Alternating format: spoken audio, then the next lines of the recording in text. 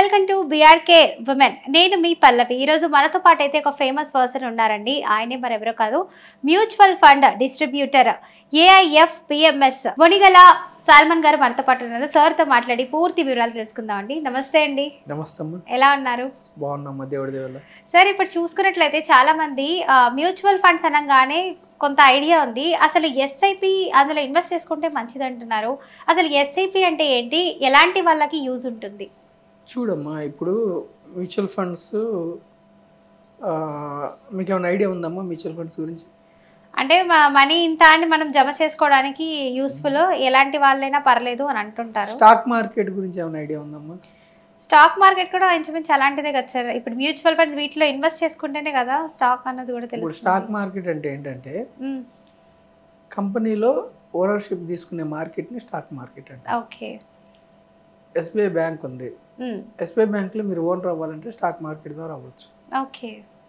ఓకేనమ్మా. లేదా మారుతి కంపెనీలో ఓనర్ అవ్వాలంటే స్టాక్ మార్కెట్లో అవ్వచ్చు. One of the share holder లాగా. షేర్ హోల్డర్, అది స్టాక్ మార్కెట్. కిమ్స్ హాస్పిటల్ ఉంది. కిమ్స్ హాస్పిటల్లో మీరు ఓనర్ అవ్వాలంటే స్టాక్ మార్కెట్ ద్వారా అవ్వచ్చు. ఓకే, స్టాక్ మార్కెట్ ద్వారా అవ్వచ్చు. అంతే, స్టాక్ మార్కెట్లో షేర్లు కొనుక్కుంటేనే మీరు ఓనర్ అవుతారు. అవును. స్టాక్ మార్కెట్ అనేది రెండు వైపులా పదునున్న కత్తి. స్టాక్ మార్కెట్ డబ్బులు వస్తాయి, పోతూ ఉంటాయి అంటారు. డబ్బులు పోతాయి. అంటే వస్తే లాటరీ అంటారు, లేదంటే పూర్తిగా పోతుంది. లాటరీ కాదమ్మా, ఇది నాలెడ్జ్ గేమ్. ఇప్పుడు మనం కొన్ని కంపెనీస్ లో ఓనర్ అవుతాము. అంటే ఎలా అంటున్నారంటే చాలా మంది వస్తే డబ్బులు మంచిగా వస్తాయి, లేదంటే డౌన్ ఫాల్ అయిపోతూ ఉంటుంది మార్కెట్ అంటుంటారు. అసలు ఎందుకు ఇలా అవుతుంది? అలా ఎందుకు అవుతుందంటే అమ్మా, ఇప్పుడు మీరు ఒక కంపెనీలో షేర్ కొన్నారు. ఆ కంపెనీకి ప్రతి సంవత్సరం లాభాలు వచ్చినాయి అనుకోండి, మీ కంపెనీ షేర్ పెరుగుతుంది, అప్పుడు మీకు లాభాలు వస్తాయి.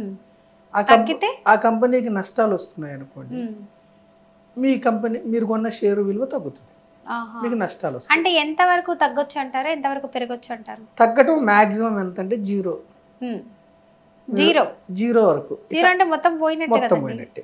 ఆ కంపెనీ ప్రతి సంవత్సరం లాభాలు రాకుండా అప్పులు అయిపోతే జీరో అయిపోతుంది, మీ షేర్ మొత్తం పోతుంది. ఓకే. మ్యాక్సిమం లాస్ షేర్ హోల్డర్స్కి ఎంతంటే మనం పెట్టిన అమౌంట్. ఆ కంపెనీకి ఇంకా అప్పులు ఉన్నాయి అనుకోండి, మన ఇంటికి వచ్చి ఇంకేం తీసుకోరు, మనం పెట్టిన డబ్బులతో ఆపేస్తారు. ఇలాంటి ఆఫర్లు కూడా ఉంటాయంటారా? బాగున్నాయండి స్కీమ్స్. ఇప్పుడు మేము ఎంత వరకు పెట్టుకుంటే బెటర్ అంటారు? అయితే ఇక్కడ ఏంటంటే అమ్మా, డైరెక్ట్గా మీరు కంపెనీలో స్టాక్స్ కొనుక్కుంటే ఆ కంపెనీకి లాభాలు వస్తున్నాయా లేదా, అది ఏం వ్యాపారం చేస్తుంది, ఎంతవరకు పెరిగే అవకాశం ఉంది అన్ని చూసుకొని మీరు చేసుకోవాలి. ఓకే. సో మీరు ఇప్పుడు యాంకర్ అంటే ఇప్పుడు చాలా మందికి అవగాహన లేక మ్యూచువల్ ఫండ్స్ అంటే ఇప్పుడు పక్కింటి వాళ్ళు ఎవరో ఫ్రెండ్స్ పెట్టేస్తున్నారని చెప్పి వాళ్ళ ద్వారానే చేరుదామని అనుకుంటారు, కానీ ఎలాంటిది తీసుకుంటే బెటర్ అన్నది వాళ్ళకి తెలియట్లేదు. అంటే ఏవి చూస్ చేసుకోవాలి? ఇంకా నేను మ్యూచువల్ ఫండ్ వరకు రాలా, స్టాక్స్ దగ్గరే ఉన్నా. అయితే ఆ కంపెనీలు ఎలాంటివి ఏంటన్నది ఇప్పుడు మీరు యాంకరింగ్ చేస్తున్నారు, మీ బిజీలో మీరు ఉంటారు, ఆ కంపెనీలు సరిగా పెర్ఫార్మ్ చేస్తున్నాయో లేదో మీకు తెలియదు. అలాంటి వాళ్ళ కోసం మన గవర్నమెంట్ సెబీ ఏం చేసిందంటే, మీకు ఏ కంపెనీ స్టాక్స్ మంచివి, ఎందులో పెడితే లాభాలు వస్తాయో మీకు తెలియదు కాబట్టి ఇండైరెక్ట్ వేలో మీరు కంపెనీస్లో ఓనర్షిప్ తీసుకునే అవకాశం మ్యూచువల్ ఫండ్స్ ద్వారా మీకు కల్పిస్తుంది. ఓకే. మ్యూచువల్ ఫండ్స్ అంటే ఏంటంటే, మీకోసం మ్యూచువల్ ఫండ్ సంస్థ కొన్ని స్టాక్స్ కొంటుంది. ఈక్విటీ మ్యూచువల్ ఫండ్స్ అంటే మీరు ఇంట్లో కూర్చుంటారు, ఒక 1000 రూపాయలు ఇన్వెస్ట్ చేస్తారు. ఒక మ్యూచువల్ ఫండ్ తీసుకుంటే ఆ సంస్థ ఏం చేస్తుందంటే, మీకోసం 1000 రూపాయలు పెడితే కూడా ఒక 30 నుంచి 50 కంపెనీల స్టాక్స్ని మీకోసం కొంటుంది. అయితే మ్యూచువల్ ఫండ్ సంస్థ ద్వారా మనం కొంటే లాభాలు ఏమిటి, నష్టాలు ఏమిటంటే, లాభం ఏమిటంటే మ్యూచువల్ ఫండ్ ద్వారా కొంటే ఫస్ట్ థింగ్, ఆ మ్యూచువల్ ఫండ్ సంస్థ మీ డబ్బు తీసుకుని పారిపోవడానికి అధికారం లేదు. ఫస్ట్ థింగ్, సెబీ అండర్లో ఉంటుంది. సెకండ్ లాభం ఏమిటంటే, మ్యూచువల్ ఫండ్ ద్వారా కొంటే డబ్బు జీరో కాదు. మీరు 1000 రూపాయలు పెట్టారు, 1,00,000 రూపాయలు పెట్టారు, 10 లక్షలు పెట్టారు, ఎంత కానీ 1 కోటి రూపాయలు పెట్టారు, మీ డబ్బు జీరో కాదు. ఇక్కడ మీరు క్వశ్చన్ వేయాల్సింది ఎందుకు కాదు అంటే, ఒకే కంపెనీలో కొంటే ఆ కంపెనీ దివాలా తీస్తే మీ డబ్బులు పోతాయి. మ్యూచువల్ ఫండ్లు ఏం చేస్తాం, మనం 50 కంపెనీలో కొంటారు. మీరు 1000 రూపాయలు ఇస్తే కూడా 50 కంపెనీల్లో షేర్లు కొంటారు, 100 రూపాయలు ఇస్తే కూడా 50 కంపెనీల్లో షేర్లు కొంటారు. అంటే ఇప్పుడు ఎక్కడ తగ్గినప్పుడు ఓకే, ఇక్కడ తగ్గిపోయినా వేరే దాంట్లో అయినా తగ్గకుండా అయితే ఎప్పుడు కూడా 50 కంపెనీల్లో షేర్లు మొత్తం జీరో అవుతాయా? అవ్వవు. కాకపోతే 50 కంపెనీల షేర్లు పడిపోతాయా? పడిపోయే అవకాశం ఉంది. కోవిడ్ లాంటి ఇన్సిడెంట్ వచ్చింది అనుకో, పడతాయి. మీరు కొన్న రేటు కంటే షేర్లు పడవచ్చు, లాస్ వస్తుంది కానీ జీరో రాదు. మ్యూచువల్ ఫండ్స్ లో లాస్ వస్తుంది, డబ్బు జీరో కాదు. 100 లో 40% పైన మిగతా 60 అయినా ఉంటుంది. ఈక్విటీ మ్యూచువల్ ఫండ్ లో లాస్ వస్తుంది కానీ జీరో కాదు. లాభం ఎప్పుడు వస్తుంది మరి? లాంగ్ రన్ లో వస్తుంది. అందుకే మనం ఎప్పుడు కూడా అంటే 10 years 15 years ఎప్పుడు కూడా ఈక్విటీ మ్యూచువల్ ఫండ్స్ అనేవి షార్ట్ పీరియడ్ కోసం అయితే రావద్దు. వేరే మ్యూచువల్ ఫండ్స్ రావచ్చు, లిక్విడ్ మ్యూచువల్ ఫండ్స్ అని ఉంటాయి short period, debt mutual funds అని వస్తాయి అవి షార్ట్ పీరియడ్. ఈక్విటీ అంటే కంపెనీలో ownership equity. Equity mutual funds లో మీరు షార్ట్ పీరియడ్ కోసం రాకూడదు, లాంగ్ పీరియడ్ కోసం రావాలి. మరి షార్ట్ పీరియడ్ కావాలని కొంతమంది అనుకుంటుంటారు, మరి అలాంటి వాళ్ళకి షార్ట్ పీరియడ్ కోసం మీకు తక్కువ రేట్ వస్తుంది, తక్కువ వడ్డీ వస్తుంది. బ్యాంకులో పెట్టుకోవచ్చు, ఎఫ్డి. షార్ట్ పీరియడ్ అంటే దానికి ఎంత పేమెంట్ చేసుకోవాలి? ఎంతైనా పెట్టుకోవచ్చు అమ్మా.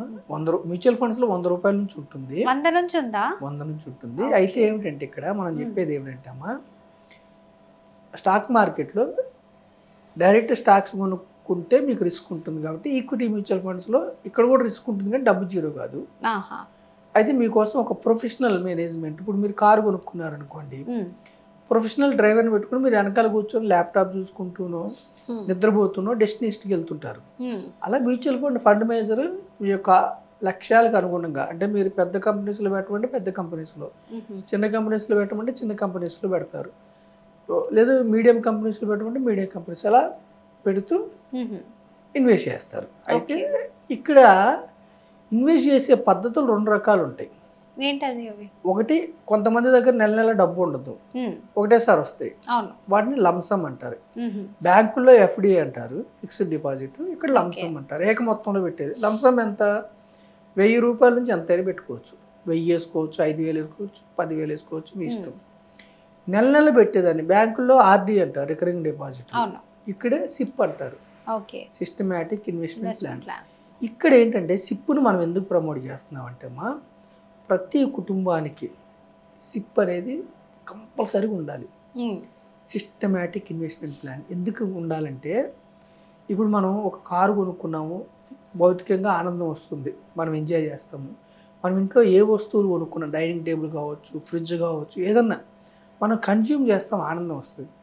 సిప్లో భవిష్యత్తులో మీకు ఏం జరుగుతుందో తెలియదు, కానీ సిప్ అనేది, సిస్టమాటిక్ ఇన్వెస్ట్మెంట్ ప్లాన్ అనేది very powerful tool for financial freedom.